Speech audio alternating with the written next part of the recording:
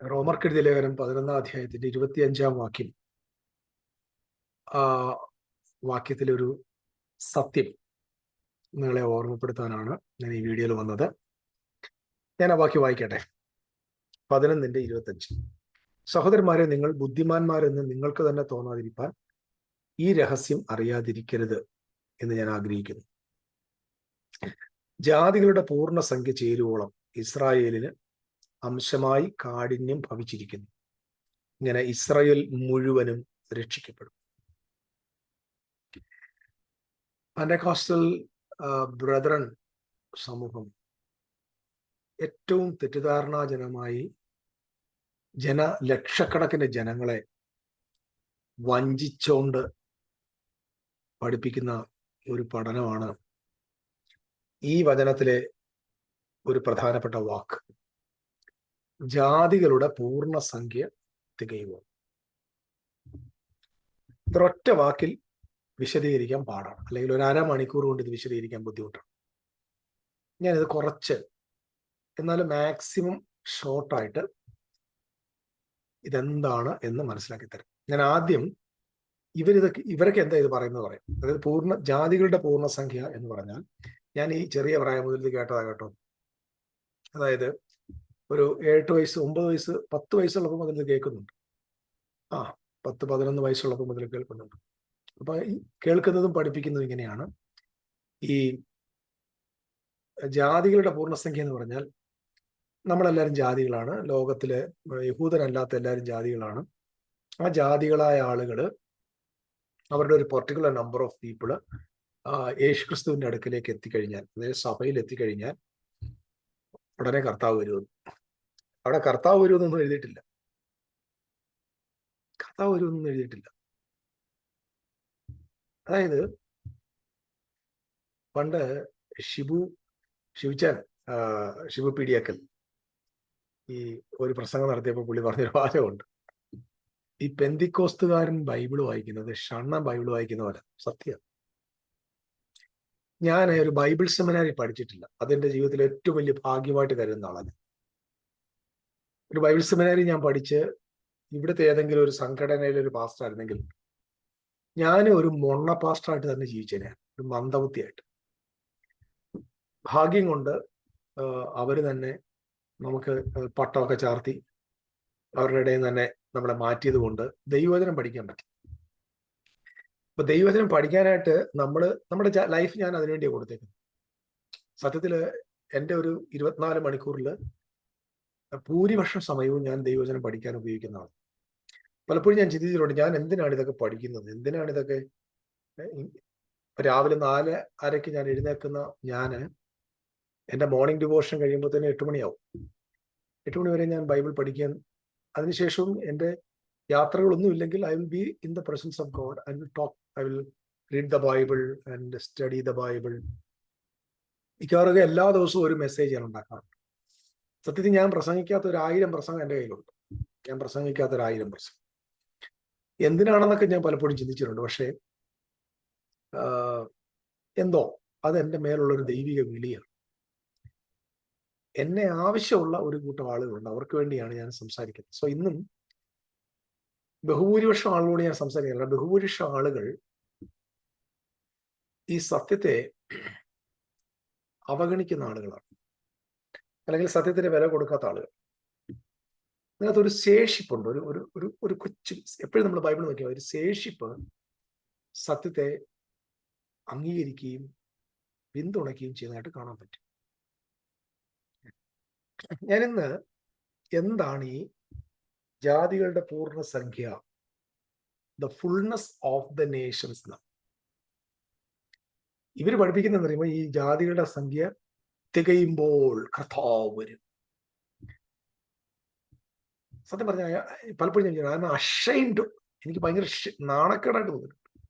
ഇങ്ങനെ ബൈബിൾ വ്യാഖ്യാനിച്ച് പഠിപ്പിക്കുന്ന ആളുകളുടെ ഇടയിലെ ഒരാളായിട്ട് നിൽക്കുക എന്ന് പറയുന്നത് തന്നെ ഒരു അപമാനമാണ്.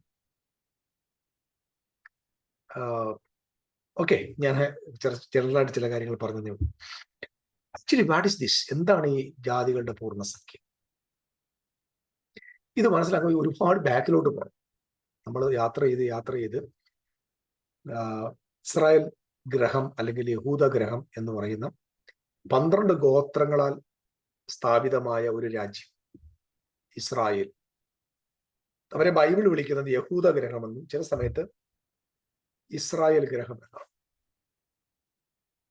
12 ഗോത്രങ്ങളുടെ ഒരു ഒരുമയാണ്, അല്ലെങ്കിൽ 12 ഗോത്രങ്ങളാണ് ഈ രാജ്യത്തിൽ അടങ്ങിയിട്ടുള്ളത്. ഇവർ ഒരുമിച്ചാണ് മിസ്രൈമിൽ നിന്നവരെ ദൈവം പുറപ്പെടുവിച്ചു കൊണ്ടുവരുന്നു.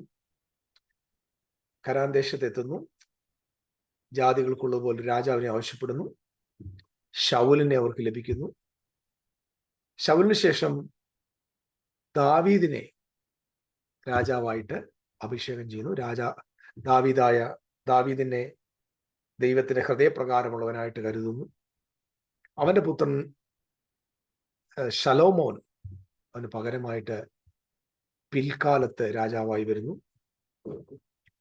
1 രാജാക്കന്മാരുടെ പുസ്തകം 12-ാമത്തെ അധ്യായത്തിന്റെ 1 മുതൽ വായിക്കുമ്പോൾ ഈ രാജാവായി വാഴിക്കപ്പെട്ട ശമൂവേലിന് ശേഷം സോളമന് ശേഷം ഈ രാജ്യം 2ആയിട്ട് വിഭാഗിക്കപ്പെടുന്നു. ഒന്ന് റഹോബയാം എന്ന് പറയുന്ന ശലോമോന്റെ മകൻ, 2 ജെറോബയാം എന്ന് പറയുന്ന നാബാത്ത് എന്ന് പറയുന്ന ഒരു ദാസൻ അല്ലെങ്കിൽ പരിചാരകനായ നാബാത്തിന്റെ മകൻ ജെറോബയാം. ഇപ്പൊ ജെറോബയാമും രഹോബയാമും ഈ ഒരു ഇസ്രായേൽ എന്ന് പറയുന്ന രാജ്യത്തെ ഭരണത്തിന് വേണ്ടി വിഭജിക്കുകയാണ്. ഞാൻ അതിന്റെ ചരിത്രം നിങ്ങൾക്ക് വിടുന്നു, വായിക്കാനായിട്ട് വിടുന്നു. 1 രാജാക്കന്മാർ 12-ാം അധ്യായത്തിന്റെ 1 മുതലുള്ള ഭാഗം.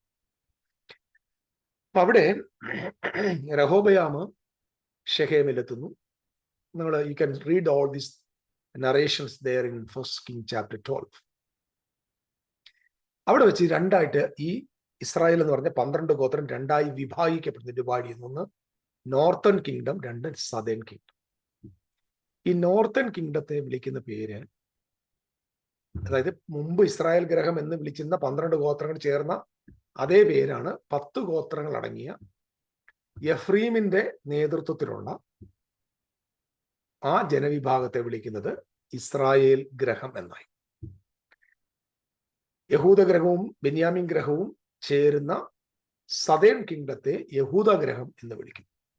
സോ 2 ഡിവൈഡഡ് കിങ്ഡംസ്, 2 വിഭാഗിക്കപ്പെട്ട സാമ്രാജ്യങ്ങൾ ഇസ്രായേലിൽ ഉണ്ടായി. നമ്മൾ വിശുദ്ധ ബൈബിളിനെ സൂക്ഷ്മമായിട്ട് പഠിച്ചാൽ ഈ ഒരു 2 രാജ്യങ്ങൾ തമ്മിലുള്ള ഈ 2 സാമ്രാജ്യങ്ങളെ യോജിപ്പിക്കുന്നതും അവരെ തിരികെ എത്തിക്കുന്നതും അവരെ വീണ്ടും റീകളക്ട് ചെയ്യുന്നതും അവരെ റെസ്റ്റോർ ചെയ്യുന്നതുമായ ദൈവ ഇടപാടുകൾ നമുക്ക് പഴയ നിയമത്തിലും പ്രത്യേകിച്ച് പുതിയ നിയമ ലേഖനങ്ങളിലും ഈവൻ കർത്താവായ യേശു ക്രിസ്തുവിന്റെ സുവിശേഷങ്ങളിലും നമുക്ക് കാണാനായിട്ട് പറ്റും. അതായത് ഈ ഇസ്രായേൽ ഗ്രഹം എന്ന് പറയുന്ന ഈ ജനത, ഇവര് ശമരിയ അവരുടെ തലസ്ഥാനമാക്കി, ജെറോബയാം അവരെ യഹോവയായ ദൈവത്തെ കളഞ്ഞിട്ട് ബാലിനെ ആരാധിക്കുവാനായിട്ട് ഈ ജനതയെ പ്രോംപ്റ്റ് ചെയ്യുന്നതായിട്ട് കാണാൻ പറ്റും. അത് അദ്ദേഹം ബെതേലിലും ദാൻ എന്ന് പറയുന്ന സ്ഥലത്തും കാളക്കുട്ടികളെ, ബിംബങ്ങളെ, ഐഡൽസിനെ ഉണ്ടാക്കി ജനത്തെ ബാലിന് വേണ്ടി ആരാധനയ്ക്കായിട്ട് പ്രചോദിപ്പിക്കുന്നതായിട്ട് കാണാൻ പറ്റും. ഈ ഒരു സന്ദർഭത്തിന് ശേഷം, അതായത് ജെറോബയാം എന്ന് പറയുന്ന ഈ രാജാവ് മുഴു ജനതയും ദൈവത്തിൽ നിന്ന് അകറ്റി ബാൽ ദേവനെ ആരാധിക്കുന്ന അവസരത്തിലേക്ക് കൊണ്ടുപോയി. എന്നാൽ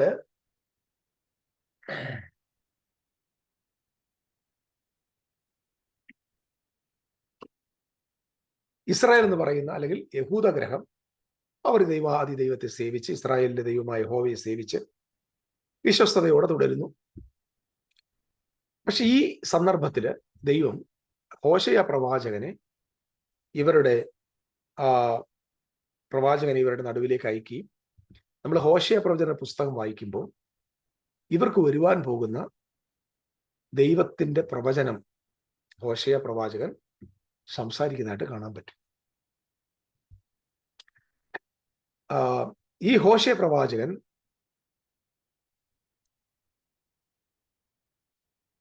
അദ്ദേഹത്തോട് ദൈവം പറയുന്നൊരു കാര്യമുണ്ട്. നീ ഒരു സ്ത്രീയെ വിവാഹം കഴിക്കണം. അവളുടെ പേര് ഗോമർ എന്നാണ്. ആ സ്ത്രീ വിവാഹം കഴിച്ച ശേഷം ആ സ്ത്രീയില് അദ്ദേഹത്തിന് 3 മക്കൾ ജനിക്കുന്നുണ്ട്. ഒന്നാമത്തെ പുത്രന് ജസ്രീൽ എന്ന് പേരിടണം. അതിന്റെ അർത്ഥം യഹോവ വിതയ്ക്കും, ഗോഡ് സോസ് എന്നാണ്. രണ്ടാമത് ജനിച്ചത് ഒരു മകളാണ്. അവളെ ലോ റുഹുമ എന്ന് വിളിക്കുന്നു. റുഹുമ എന്ന വാക്കിന് കരുണയില്ലാത്തവൾ, നോ മേഴ്സി എന്ന പേര് വിളിക്കുക. മൂന്നാമതൊരു പുത്രൻ ജനിക്കുന്നു. അവന് ലോ അമ്മി എന്ന് പേരിടുക. ഈ ലോ അമ്മി എന്ന വാക്കിന്റെ അർത്ഥം you are not my people, നിങ്ങൾ എൻ്റെ ജനമല്ല. അപ്പൊ കരുണ ലഭിക്കാത്തവർ, എൻ്റെ ജനമല്ലാത്തവർ എന്ന് പറയുന്ന ഒരു ജനവിഭാഗമായിട്ട് ഇസ്രായേൽ ഗ്രഹം മാറുമെന്ന് ഹോശേയ ഇവരോട് പ്രവചിക്കുന്നു. പ്രവചനം പോലെ തന്നെ BC 722 അസീറിയ രാജാവ് ഇവരെ ആക്രമിക്കുകയും ഇവിടെയുള്ള ആളുകളെ പ്രവാസികളാക്കി കൊണ്ടുപോവുകയും ലോകത്തിന്റെ പല നാടുകളിലേക്ക് ഈ ജനത ചിതറപ്പെടുകയും ചെയ്യും. അപ്പം ഈ ഇസ്രായേൽ ഗ്രഹം മറ്റ് നാടുകളിലേക്ക് ചിതറപ്പെട്ടു. യഹൂദ ഗ്രഹവും അതുപോലെ തന്നെ ദൈവത്തോട് മറുതലിക്കുകയും ശബത്ത് ലംഘിച്ചതിന്റെ പേരിൽ, പ്രത്യേകിച്ച് ശബത്ത് എന്ന് പറയുന്നത് ഇസ്രായേലിന് മറ്റ് ജനതയോടുള്ള ബന്ധത്തിൽ ദൈവത്തിന്റെ ജനമാണെന്നുള്ള സൈനാണ്. നമുക്കത് പുറപ്പാട് പുസ്തകം 31-ാം അധ്യായത്തിന്റെ 16-ാമത്തെ വാക്യത്തിൽ വായിക്കും. Therefore the children of Israel shall keep the Sabbath, to observe the Sabbath throughout the generations as a perpetual covenant. ദൈവത്തോടുള്ള ശാശ്വതമായ നിയമമായിട്ട് ശബത്ത് ആചരിക്കും. It is a sign between me and the children of Israel forever. Israel ജനവും ദൈവത്തിന്റെ നടുവിലുള്ള സൈനാണ് Sabbath. നിർഭാഗ്യവശാൽ Israel യഹൂദ ജനം, അതായത് യഹൂദ 2 ഗോത്രങ്ങളുള്ള ജനത അത് അനുസരിക്കാത്തതിന്റെ പേരില് BC 586 ബാബിലോൺ ആളുകൾ ദൈവം അവർക്ക് പെർമിഷൻ കൊടുത്തത് കൊണ്ട് ഈ ജനതയെ വന്ന് അറ്റാക്ക് ചെയ്യുകയും അവരുടെ ദൈവാലയം നശിപ്പിക്കുകയും ഈ ജനതയെ പ്രവാസികളായി ബാബിലിലേക്ക് കൊണ്ടുപോവുകയും ചെയ്തു. ബാബിലോണിലേക്ക് അവർ പോവുകയാണ്. അപ്പം നെബൂഖദ്നേസർ ഇവരെ ആ യഹൂദ ഗ്രഹത്തെയും ഇസ്രായേൽ ഗ്രഹത്തെയും കൊണ്ടുപോകും. ശ്രദ്ധയോടെ കേൾക്കണമേ. അപ്പൊ ഈ ജനത അവിടെ താമസിക്കുന്നു. ആ ബേൽത്ശസ്സറിന്റെ കാലഘട്ടത്തിൽ അവരവിടെ ഉണ്ട്. അവരവിടെ നിന്ന് പുറപ്പെട്ടു വരുന്നതൊക്കെ പിൽക്കാലത്ത് എസ്രായുടെ നേതൃത്വത്തിലാണ്. അതിന് കാരണക്കാരനായത് നമുക്കറിയാം, പേർഷ്യൻ സാമ്രാജ്യത്തിന്റെ അധിപന്മാരാണ്. അതിന്റെ കാരണം ആ സാമ്രാജ്യത്തില് പേർഷ്യൻ സാമ്രാജ്യത്തിന്റെ അഹശ്വേരോശ് എന്ന് പറഞ്ഞ രാജാവിന്റെ പത്നിയായി എസ്തേർ എന്ന് പറഞ്ഞ യഹൂദ സ്ത്രീ അവരോധിക്കപ്പെടുകയും മൊർദെഖായും എസ്തേറും കൂടെ ചേർന്ന് ഹാമാൻ എന്ന് പറയുന്ന വ്യക്തിയുടെ തന്ത്രത്തെ പരാജയപ്പെടുത്തി ഈ ബെന്യാമീൻ ഗോത്രത്തെയും, വളരെ ചുരുക്കമാണ് യഹൂദ ഗോത്രത്തെയും രക്ഷിച്ചെടുക്കുകയും ചെയ്യുന്ന ഒരു നടപടി നമുക്ക് എസ്തറിന്റെ പുസ്തകത്തിൽ കാണാം. എസ്തറിന്റെ പുസ്തകം ഒരു അത്ഭുത പുസ്തകമാണ്. എസ്തറിന്റെ പുസ്തകമാണ് ഇന്നും നമ്മൾ സുവിശേഷം എന്ന പ്രസംഗം, അല്ലെങ്കിൽ സുവിശേഷം ആയിട്ട് അല്ലെങ്കിൽ ലോകത്തിന് വെളിപ്പെടാൻ കാരണം എസ്തറിന്റെ പുസ്തകത്തിനകത്ത് ചരിത്ര സത്യങ്ങൾ. അവിടെയാണ് ബെന്യാമീൻ ഗോത്രം, ഇസ്രായേൽ യഹൂദ ഗ്രഹത്തെ മുഴുവൻ നശിപ്പിച്ചു കളയാനായിട്ട് ശ്രമിക്കുന്ന ആഗാനെ തൂക്കിക്കൊല്ലുകയും ഇസ്രായേൽ ജനം വിടുവിക്കപ്പെടുകയും ചെയ്യുന്ന ചരിത്രം. ഈ പ്രോഫസി, അതായത് ഇതുപോലൊരു സംഭവം എസ്തറിന്റെ കാലഘട്ടത്തിൽ ഉണ്ടാകുമെന്ന് യെസക്കേൽ പ്രവചിച്ചതാണ്. യെസക്കേൽ 38-39. പക്ഷെ ഇന്നത്തെ നമ്മുടെ ഉപദേശിമാർക്ക് അത് മൂന്നാമത്തെ ലോക മഹായുദ്ധമാണ്, ഗോഗ് മഗോഗ് യുദ്ധം. പക്ഷെ ഗോഗ് മഗോഗ് യുദ്ധം എസ്തറിന്റെ കാലഘട്ടത്തിൽ ഹാമാന്റെ നേതൃത്വത്തിൽ ഇസ്രായേൽ മതിലില്ലാത്ത പട്ടണത്തിൽ നിർഭയമായി വസിക്കുന്ന കാലഘട്ടത്തിൽ വരെ കൊള്ളയിടുവാനായിട്ട് വരുന്ന ഇതെല്ലാം നമുക്ക് എസ്തറിന്റെ പുസ്തകത്തിൽ വായിക്കാൻ പറ്റും.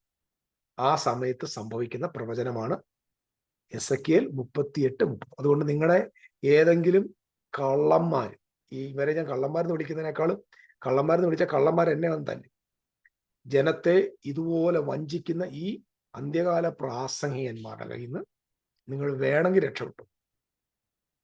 കാരണം ഗോഗ് മഗോഗ് എന്ന് പറയുന്ന ഈ യുദ്ധം എസ്തറിന്റെ കാലഘട്ടത്തിൽ നിറവേറിയതാണ്. നമ്മുടെ കാലത്ത്, നമ്മുടെ മുമ്പുള്ള കാലത്ത് ഇത് നടക്കത്തില്ല. ഇത് ഉപദേശിമാരുടെ, പെന്തിക്കോസ്ത് ബ്രദറിന് ഉപദേശിമാരുടെ തട്ടിപ്പാണ് എന്ന് ഞാൻ നിങ്ങൾക്ക് ബുദ്ധി ഉപദേശിക്കുന്നു. ചെവി ഉള്ളവൻ കേൾക്കുക, അല്ലാത്തവൻ പോയി തൊലയുക. അത്രേ ഉള്ളൂ. കാരണം നീ ഒന്നും പറഞ്ഞാൽ കേൾക്കത്തില്ലെന്നറിയാം. പ്രയോജനമില്ല. കാരണം ഞാൻ ഇത്ര വർഷങ്ങളായിട്ട് ഇത് കാണുന്നുണ്ട്, ഒരു പ്രയോജനമില്ല. എന്നെ ആരെങ്കിലും ഒന്ന് ചതിക്കീൻ എന്ന് പറഞ്ഞുകൊണ്ടാണ് ഇവിടുത്തെ ഈ മാന്യന്മാര് ജീവിക്കുന്നത്. പോട്ടെ. അപ്പൊ ഈ കാലഘട്ടം ഞാൻ അവിടെ നിന്ന് വിട്ടു. ഇപ്പൊ ഇസ്രായേൽ ഗ്രഹം യഹൂദന് രണ്ടായിട്ട് വിഭജിക്കപ്പെട്ടിരിക്കുന്നു. ഇവരെ ദൈവത്തിന് ഒന്നാക്കണമെന്നൊരാഗ്രഹമുണ്ട്. ഇവരെ വീണ്ടും യുണൈറ്റ് ചെയ്യും. ഇവരെ യുണൈറ്റ് ചെയ്യിപ്പിക്കുമെന്ന് അനേക പ്രവാചകന്മാരിലൂടെ, ഇസ്രായേലിലൂടെ, ഈവൻ ദൈവം എന്താ പറയുന്നത്, മോശയിലൂടെ പോലും ഇവരെ സംബന്ധിച്ചതായ ദൂതുകൾ നമ്മൾ we can read that in from Deuteronomy chapter 32. ആ 32 ചില വാക്യങ്ങൾ അപ്പോസ്തലനായ പൗലോസ് എടുത്ത് റോമാലേഖനത്തിൽ അപ്ലൈ ചെയ്യുമ്പോൾ ആ റോമാലേഖനത്തിൽ പറഞ്ഞിരിക്കുന്ന കാര്യം ഈ ജനമല്ലാത്ത മൂഢജാതി എന്ന് പറയുന്ന ഈ ജനമല്ലാത്തവരെ കൊണ്ട് എന്ന പ്രവചനം മോശ വരെ പ്രവചിച്ചിട്ടുണ്ട്. ഇവരെ വീണ്ടും ഒരുമിപ്പിക്കുക എന്ന ദൈവിക ഇടപാടുകൾ യേശു മുഖാന്തരം സാധ്യമാകും എന്ന് നമ്മൾ എസെക്കിയേൽ 37:15 മുതലുള്ള ഭാഗത്ത് വായിക്കും. 28 വരെയുള്ള വാക്യങ്ങൾ. അപ്പൊ 37-ാം അധ്യായം 15 മുതൽ 28 വരെയുള്ള വാക്യങ്ങൾ വായിക്കുമ്പോൾ നമ്മൾ മനസ്സിലാക്കേണ്ട ഒരു കാര്യം, അവിടെ ദൈവം പ്രവാചകനോട് പറയുകയാണ്, നീ 2 കോലെടുക്കണം. ഒന്ന് യഹൂദയ്ക്ക് വേണ്ടിയുള്ളത്, 2 എഫ്രീമിന് വേണ്ടിയുള്ളത്. ഈ 2 കോലുകളെ നീ വീണ്ടും ഒന്നാക്കാൻ പറയുന്നു. 1 കോലാക്കി മാറ്റുക. നിങ്ങളത് വായിച്ചാൽ മതി. അവിടെ 1 കോലാക്കി മാറ്റുകയും അവരോട് താഴോട്ട് വായിക്കുമ്പോൾ പറയുന്നു, ഇനിയും ഇസ്രായേൽ 2 ഗ്രഹമല്ല, 2 ജാതിയായിട്ടിരിക്കത്തില്ല, 2 രാജ്യങ്ങളായിട്ട് അവർ പിരിയത്തില്ല. എന്റെ ദാസനായ ദാവീദ് അവർക്ക് രാജാവായിരിക്കും. നിശ്ചയമായിട്ടും അത് ദാവീദല്ല, ദാവീദിന്റെ പുത്രനായ യേശു ക്രിസ്തു അവർക്ക് രാജാവായിരിക്കുമെന്നും, അങ്ങനെ പറയുന്നിട്ട് താഴോട്ട് വരുമ്പോൾ ദൈവം അവരുടെ നടുവിൽ വസിക്കുമെന്നും, ദൈവത്തിന്റെ മന്ദിരം എന്നേക്കും അവർ സദാകാലത്തും അവരുടെ നടുവിലിരിക്കുമെന്നൊക്കെയുള്ള പുതുനിയമത്തിന്റെ റെവലേഷൻസ് നമുക്ക് 37:15 മുതൽ 28 വരെ കാണാൻ പറ്റും. അപ്പൊ ഇവരെ എങ്ങനെ യുണൈറ്റ് ചെയ്യാൻ പോകുന്നത്? യേശു ക്രിസ്തു മുഖാന്തരമാണ്. യേശു ക്രിസ്തു എങ്ങനെയാണ് ചെയ്യാൻ പോകുന്നത്? യേശുവാണ് ഇവരെ വീണ്ടെടുക്കാൻ പോകുന്നത്, അല്ലെങ്കിൽ ഇവരെ യുണൈറ്റ് ചെയ്യാൻ പോകുന്നതെന്ന് നമുക്ക് ബൈബിളിൽ വ്യക്തമായിട്ട് മനസ്സിലാക്കാൻ പറ്റും. എസ്പെഷ്യലി നമ്മൾ when you read Isaiah chapter 11, ഞാൻ ആ വാക്യം ഒന്ന് വായിക്കാൻ ആഗ്രഹിക്കുക. യെശയ്യാവിന്റെ പ്രവചനം 11-ാമത്തെ അധ്യായത്തിന്റെ 11-ാമത്തെ വാക്യം മുതൽ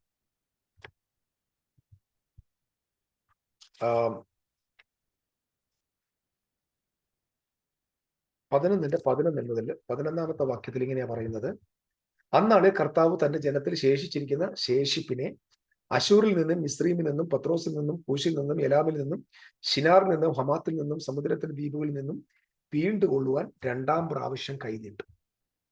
ഈ 2-ാം പ്രാവശ്യം കൈനീട്ടും എന്ന് പറയുന്നത് എന്താ അറിയാമോ?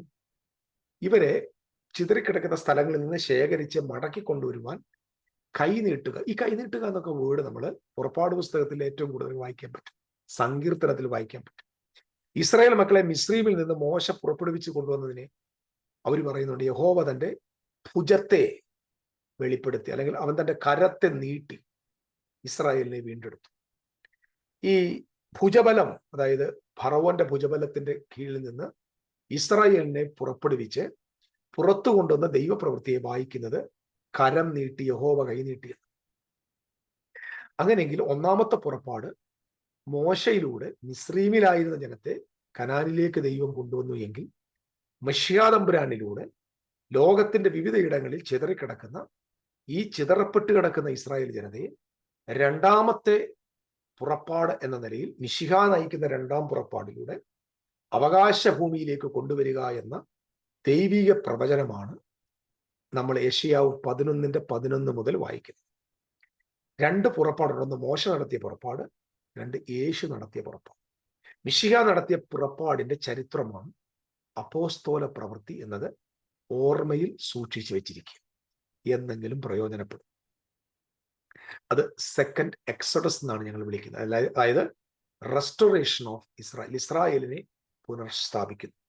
സക്കറിയാവിന്റെ പ്രവചനം 10-ാം അധ്യായത്തിന്റെ 3-ാമത്തെ വാക്യം മുതലും, ജെറമ്യാവിന്റെ പ്രവചനം 23-ാം അധ്യായത്തിന്റെ 3-ാം വാക്യം മുതലും, ജെറമ്യാവ് 50-ാം അധ്യായത്തിന്റെ 1 മുതലുള്ള വാക്യങ്ങളിലും ഇസ്രായേൽ ഗ്രഹത്തെയും യഹൂദ ഗ്രഹത്തെയും ദൈവം വീണ്ടും യോജിപ്പിക്കുമെന്ന് പ്രവാചകന്മാരിലൂടെ പല ആവർത്തി ദൈവം വെളിപ്പെടുത്തുക. ജെറമ്യാവ് 3-ാം അധ്യായത്തിന്റെ 11 മുതലുള്ള വാക്യങ്ങളിലും കൃത്യമായിട്ട് ദൈവം പറയുന്നു, ഇസ്രായേൽ ഗ്രഹവും യഹൂദ ഗ്രഹവും ഒരുമിച്ച് നടക്കും എന്ന് നമുക്ക് ജെറമ്യാവ് 3-ാം അധ്യായത്തിന്റെ 18-ാമത്തെ വാക്യത്തിൽ വായിക്കാൻ പറ്റും.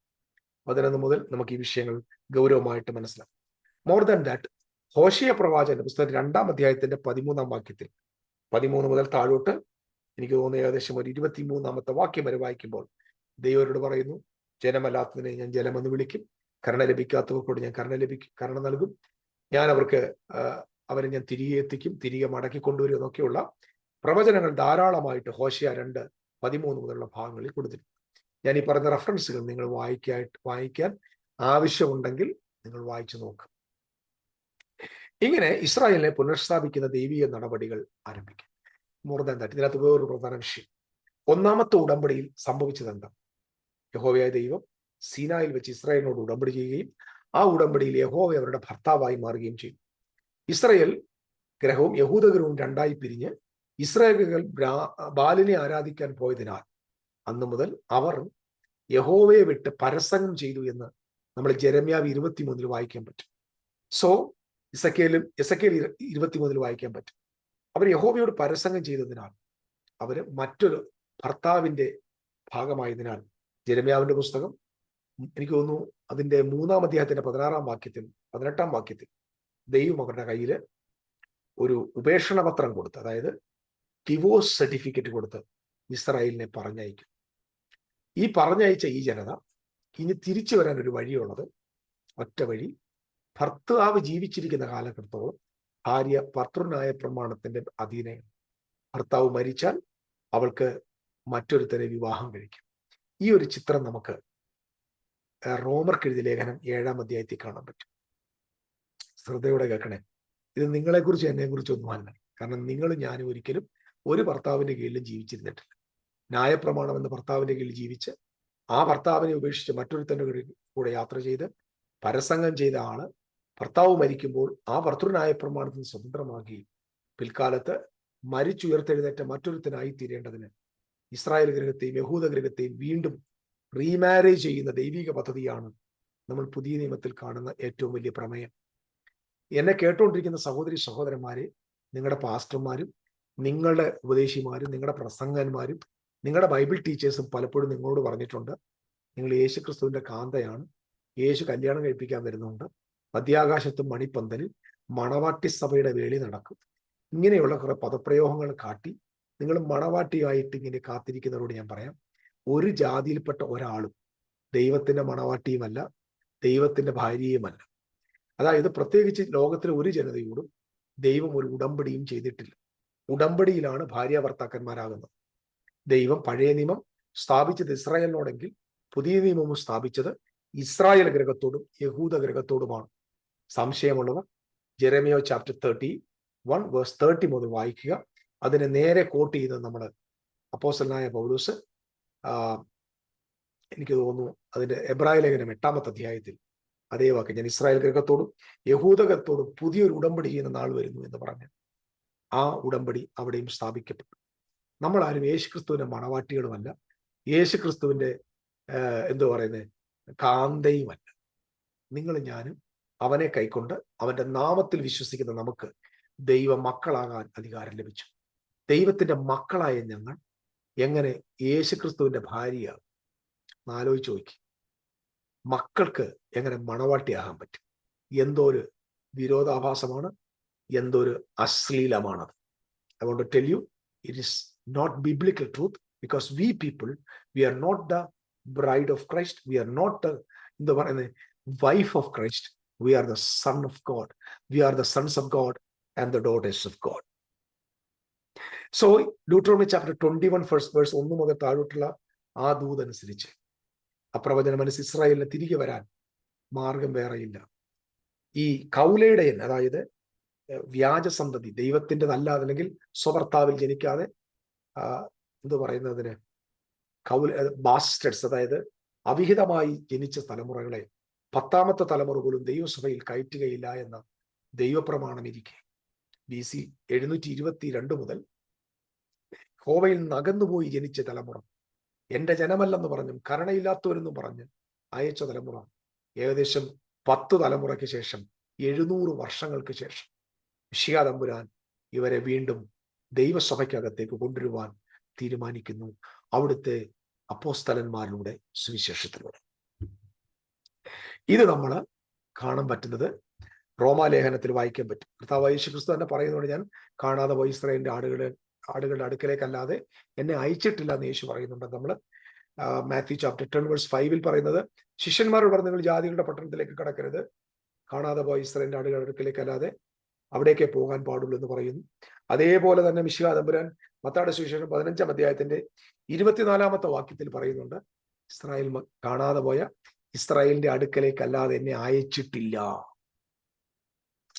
അതേ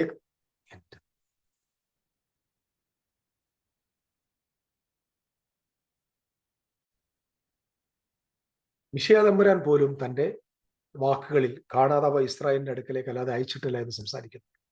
സോ ഇങ്ങനെ നമ്മൾ വായിക്കുമ്പോൾ മനസ്സിലാക്കേണ്ട പ്രധാനപ്പെട്ട ഒരു കാര്യം, ഈ ഇസ്രായേൽ ഗ്രഹത്തെ വീണ്ടും പുനർസ്ഥാപിക്കുകയാണ്. കർത്താവ് അവരെ വീണ്ടും റീയുണൈറ്റ് ചെയ്യാൻ പോവാണ്. 2 കൊമ്പായിരുന്നവരെ 1 കൊമ്പായി, ദാവീദ് രാജാവായ ഒരാലയമായി, അവരുടെ നടുവിൽ വസിക്കുന്ന ദൈവത്തെയും എസെക്കിയേൽ 37 നമ്മൾ വായിപ്പാൻ കഴിയും. ഇങ്ങനെ ഇതൊരു വലിയ സബ്ജക്റ്റാണ്. ഞാൻ അതുകൊണ്ട് പെട്ടെന്ന് അങ്ങ് പറഞ്ഞു പോകും. ഈ ജനതയെ വീണ്ടും പുനഃസ്ഥാപിക്കാൻ ദൈവം തീരുമാനിക്കുകയാണ്. അത് നമ്മൾ റോമാലേഖനം 10-ാം അധ്യായത്തിന്റെ 11 മുതലുള്ള വാക്യങ്ങളിലും ദൈവം അപ്പോസ്തലനായ പൗലോസിലൂടെ മൂഢജാതി എന്നൊക്കെ പറയുമ്പോൾ നമ്മൾ വിചാരിക്കുന്നത് ഫൂളിഷ് നേഷൻസ് എന്നാണ്. നേഷൻസ് എന്നല്ല, ഫൂളിഷ് നേഷൻ. ഈ ഫൂളിഷ് നേഷൻ വാസ്തവത്തിൽ നമ്മള് അപ്പോസ്തലനായ പൗലോസ് ആ വേർഡ് എടുത്തത്, മൂഢജാതി എന്നുള്ള വേർഡ് എടുത്തത് ഈസ് ഫ്രം ഡ്യൂട്രോണമി ചാപ്റ്റർ 32 ആണ്, 32 നിന്ന്. അവിടെയാണ് മൂഢജാതി, ജാതികളല്ല, മൂഢജാതി. Talking about house of Israel. അവരെ കൊണ്ട് ആർക്ക് എരിവ് വരുത്തും? ഇസ്രായേലിന് എരിവ് വരുത്തും. എന്റെ അർത്ഥം എന്താ? ഈ ചെതറിപ്പോയ 10 ഗോത്രങ്ങൾ യേശുക്രിസ്തുവിനെ സ്വീകരിച്ച് സുവിശേഷത്താൽ രക്ഷപ്പെട്ടു വരുമ്പോൾ, യേശുക്രിസ്തുവിനെ തള്ളിക്കളഞ്ഞ, യേശുക്രിസ്തുവിനെ ഉപേക്ഷിച്ച, യേശുക്രിസ്തുവിനെ കൊല്ലുവാനായി കൂട്ടുനിന്ന ഇസ്രായേൽ ഗ്രഹത്തിനെ പ്രൊവോക്ക് ചെയ്യുക. That truth. കാരണം നമ്മൾ താഴോട്ട് വായിക്കുമ്പോൾ അപ്പോസ്തലനായ പൗലോസ് ഇസ്രായേൽ ഗ്രഹത്തെ ഒലിവ് വൃക്ഷവുമായിട്ട് ചേർത്ത് കമ്പയർ ചെയ്യുന്നത് കാണാൻ പറ്റും. നമ്മൾ ഈ ഒലിവ് വൃക്ഷം എന്താണെന്ന് മനസ്സിലാക്കണമെങ്കിൽ തന്നെ ബൈബിളിൽ തന്നെ, നമ്മൾ ബൈബിൾ കൊണ്ട് തന്നെയാണ് വ്യാഖ്യാനിക്കുന്നത്. എന്താണ് ഈ ഒലിവ് വൃക്ഷം എന്ന് ചോദിച്ചാൽ, it's very clear that Jeremiah chapter 11 verse 16 പറയുന്നത്, the Lord called your name green olive tree. ദൈവം നിന്നെ വിളിച്ചിരിക്കുന്ന പേരെന്താണ്? പച്ച ഒലിവ് വൃക്ഷം. ഇസ്രായേലിന്റെ പേരാണ്.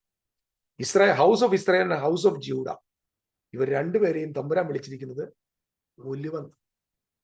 അപ്പൊ കാട്ടൊലിവ് അതാണ് നാട്ടൊലിവ് ഏതാണ്? കാട്ടൊലിവ് എന്ന് പറയുന്നത് ദൈവത്തിൽ നിന്ന് അകന്നുപോയ ഇസ്രായേൽ ഗ്രഹവും, നാട്ടൊലിവ് എന്ന് പറയുന്നത് യഹൂദ ഗ്രഹവുമാണ്. അപ്പൊ ഈ യഹൂദ ഗ്രഹം അവർ അവിശ്വാസത്താൽ ഒടിഞ്ഞുപോയി എന്ന് നമ്മൾ കാണും. അതെങ്ങനെയാണ്? നമ്മുടെ കർത്താവായ യേശുക്രിസ്തു അവരുടെ നടുവിലേക്ക് വന്നു, അവർക്ക് അവനെ സ്വീകരിക്കാൻ പറ്റിയില്ല, അവർ അവനെ ക്രൂശിച്ചു കൊന്നു. പക്ഷെ ദൈവകൃപയാൽ പെന്തിക്കോസ്തിന്റെ അന്ന് അതേ ജനതയോട് പത്രോസ് പ്രസംഗിക്കുമ്പോൾ പറഞ്ഞു, മാനസാന്തരപ്പെട്ട് നിങ്ങളുടെ പാപങ്ങളുടെ മോചനത്തിനായി ഓരോരുത്തരും യേശുക്രിസ്തുവിന്റെ നാമത്തിൽ സ്നാനമേൽപ്പിൻ, എന്നാൽ പരിശുദ്ധാത്മാവ് ലഭിക്കുമെന്ന് പറഞ്ഞു. വക്രതയും കോട്ടവുമുള്ള തലമുറയിൽ നിന്ന് രക്ഷപ്പെടുവാൻ ആവശ്യപ്പെടുന്നു. അങ്ങനെ 3000 പേർ സ്നാനപ്പെട്ടു. ആരായി 3000 പേർ? യേശുക്രിസ്തുവിനെ കൊന്ന് ഞങ്ങൾ യേശുവിനെ കൊന്നവരാണെന്ന് പറഞ്ഞവരാ ആ തലമുറയിൽപ്പെട്ട 3000 പേർ ഫസ്റ്റ് ഡേ ഈ ഒലിവ് മരത്തിന്റെ ഭാഗമായി നിൽക്കും. ഒടിഞ്ഞു പോയതാ, പക്ഷെ വിശ്വാസത്താൽ വീണ്ടും യോജിപ്പിക്കപ്പെട്ടു. അതേസമയം കാട്ടൊലിവായിരുന്ന ആ ഇസ്രായേൽ ഗ്രഹത്തെയും കൂടെ നാട്ടൊലിവിനോടുകൂടെ ചേർത്ത് ഒട്ടിക്കുകയാണ്. ഈ കാട്ടൊലിവ് നമ്മളല്ല, നമ്മളെല്ലാവരെയും പാസ്റ്റർമാരും വിശ്വാസികളും ഒക്കെ ചേർന്ന് നമ്മളെ കാട്ടൊലിവാക്കിയിട്ടുണ്ട്. നമ്മൾ കാട്ടൊലിവ്, we are not wild olives. നമ്മൾ കാട്ടൊലിവല്ല. നമ്മൾ എപ്പോഴും ശ്രദ്ധിച്ചോണം, we are the sons of the almighty God. യേശുവിനാൽ നമ്മൾ പുത്രത്വത്തിലേക്ക് വന്നവരാണ്. അതെങ്ങനെ വന്നു എന്നൊക്കെ ഉള്ളത് പഠിക്കണം, പഠിപ്പിക്കണം, അത്രേ ഉള്ളൂ. ഇനി അടുത്തൊരു പ്രധാനപ്പെട്ട കാര്യം എന്ന് പറയുന്നത്, ഇവരിങ്ങനെ ദൈവം ഇങ്ങനെ ചേർത്തുകൊണ്ടിരിക്കുന്നു. ഇനി നമ്മൾ റോമാലേഖനത്തിലേക്ക് വരാം. ഈ റോമാലേഖനത്തിലേക്ക് വരുമ്പോൾ ഈ ജനത ആരാണ് നമ്മൾ മനസ്സിലാക്കണം. അതായത് ഈ ഇസ്രായേൽ ജനം, ഇവിടെ ഈ ഇസ്രായേൽ ജനത്തെ ദൈവം എന്ത് ചെയ്യുന്നുണ്ട്? ഓരോരുത്തരെ കൊണ്ടുവന്ന് ചേർക്കുന്നുണ്ട്. ഈ കാട്ടിലുവായിരുന്നവരെ നാട്ടിനോട് ചേർത്ത് ദൈവം അവരെ രൂപാന്തരപ്പെടുത്തുന്നുണ്ട്, അവരെ രക്ഷിച്ചെടുക്കുന്നുണ്ട്, അവരെ റീയുണൈറ്റ് ചെയ്യുന്നുണ്ട്. അത് ലോകത്തിന്റെ പല നാടുകളിൽ നിന്ന് 12 അപ്പോസ്തലന്മാരെ അയച്ച് കർത്താവ് ഭംഗിയായിട്ട് അത് ചെയ്യുന്നു. അങ്ങനെ ഇരിക്കുമ്പോൾ എഴുതിയിരിക്കുന്നത് ജാതികളുടെ പൂർണ്ണസംഖ്യ തികയണം. എന്തുവാ ഈ ജാതികളുടെ പൂർണ്ണസംഖ്യ? ജാതികളുടെ പൂർണ്ണസംഖ്യ എന്താന്ന് മനസ്സിലാക്കാൻ നേരെ പോകേണ്ടത് ബ്രദർ ഉദ്ദേശിയുടെ കമന്ററിയിലോട്ടല്ല, ബൈബിളിലോട്ട്. ബൈബിൾ പോകുമ്പോൾ ജെനസിസ് ചാപ്റ്റർ 48, അതായത് ഉൽപ്പത്തി 48-ാമത്തെ അധ്യായം,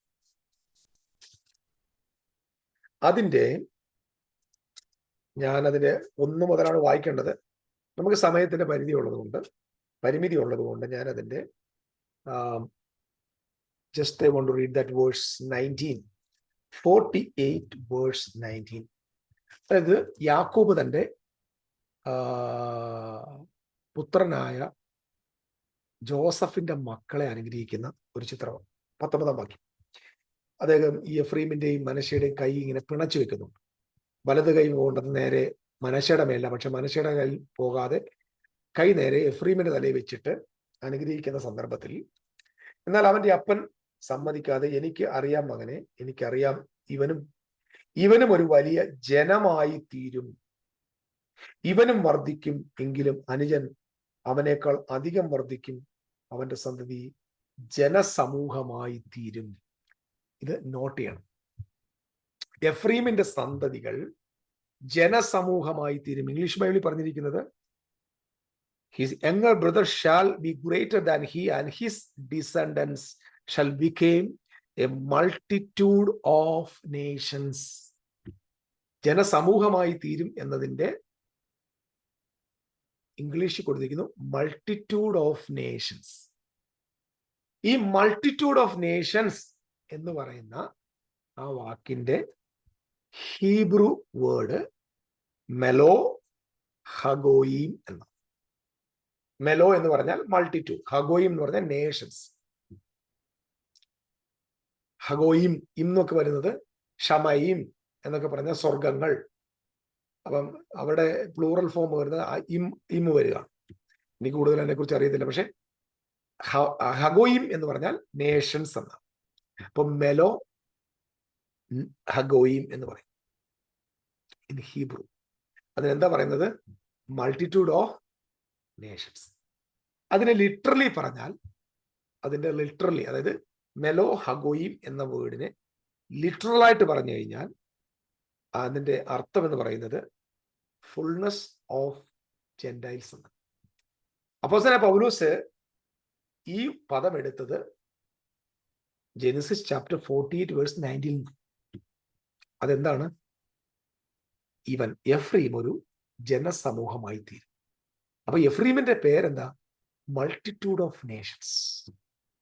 ഈ പദത്തെ അപ്പോസ്തലനായ പൗലോസ് നേരെ റോമാലേഖനത്തിലേക്ക് കൊണ്ടുവരുമ്പോൾ അതിന്റെ അർത്ഥം ഇംഗ്ലീഷ് എഴുതി വെച്ചിരിക്കുന്നു ഫുൾനെസ് ഓഫ് ദ നേഷൻസ്, ജാതികളുടെ പൂർണ്ണസംഖ്യ.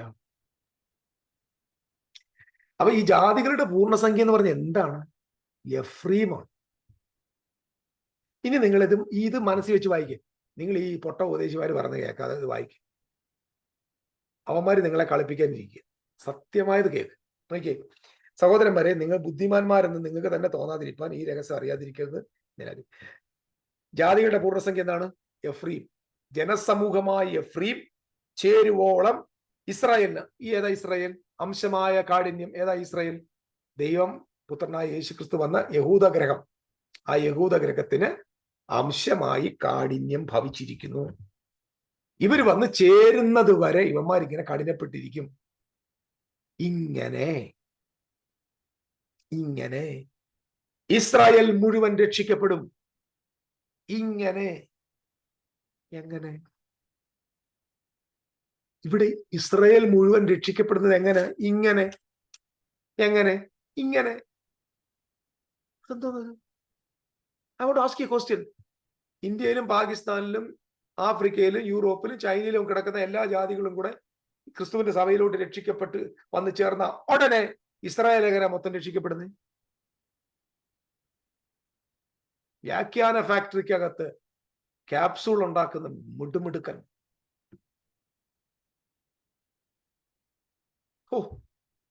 ഇങ്ങനെയൊക്കെ ബൈബിൾ പ്രസംഗിക്കണമെങ്കിൽ അപാര തൊലിക്കെട്ടി വേണം. എന്നറിയാമോ? കൂളാട്ട് പറയും ജാതികളെല്ലാം വന്നു ചേരുമ്പോൾ കർത്താവ് വരും. കർത്താവ് വന്നിട്ട് ഇസ്രായേൽ, കർത്താവ് വന്നു ഒരുത്തനെ രക്ഷിക്കത്തില്ലടോ. കർത്താവ് വന്നു, രക്ഷിക്കേണ്ടതിനെ രക്ഷിച്ചു. നീ ഇതൊന്നും അറിഞ്ഞിട്ടില്ലെന്നേ ഉള്ളൂ. നീ പോയ ട്രെയിനിന് വേണ്ടി കാത്തിരിക്കുന്ന ആളാ നീ. അത്രേ ഉള്ളൂ. ആരാണ് ഇവിടുത്തെ ഫുൾനെസ് ഓഫ് ദ നേഷൻ? മെലോ ഹഗോയിം. എന്താ ഈ മെലോ ഹഗോയിം? Multitude of nations. ആരാ ഇത്? എഫ്രീം. ഇസ്രായേൽ ഗ്രഹം മുഴുവൻ വന്നു ചേരുവോളം അറ്റ്ലീസ്റ്റ് ഈ യഹൂദന്മാർക്ക്, അല്ലെങ്കിൽ അന്നത്തെ ജ്യൂസ്, അതായത് ഹൗസ് ഓഫ് ജൂഡായിക്ക് കാഠിന്യം ഭവിച്ചിരിക്കുന്നു. ഇത് വന്നു ചേരുമ്പോ ഇങ്ങനെ എന്ന വേർഡിന് കൊടുത്തിരിക്കുന്ന ഗ്രീക്ക് വാക്ക് നോക്കി, കായ് ഹൂട്ടോസ് എന്നാണ്. കായ് ഹൂട്ടോസ് എന്ന് പറഞ്ഞാൽ ഇൻ ദിസ് മാനർ എന്നാണ്. ഈ രീതിയിൽ എന്നാണ്. ഏത് രീതി? ദൈവപുത്രനെ ക്രൂശിച്ച് അവിശ്വസിച്ച് ദൈവസഭയ്ക്ക് വിരോധമായിട്ട് നിൽക്കുന്ന യഹൂദ ഗ്രഹം. അതേസമയം യേശുക്രിസ്തുവിന്റെ അപ്പോസ്തലന്മാരെ രക്ഷ പ്രാപിച്ചു വരുന്ന ഇസ്രായേൽ. ഈ ഇസ്രായേൽ ഗ്രഹത്തെ കൊണ്ട് ഈ അവിശ്വസിച്ചവന്മാർക്ക് ബോധം വരുത്തുന്നു. മൂഢജാതിക്ക് പ്രകോപനം ഉണ്ടാക്കുന്നു, അവന് ബോധം വരുത്തുന്നു.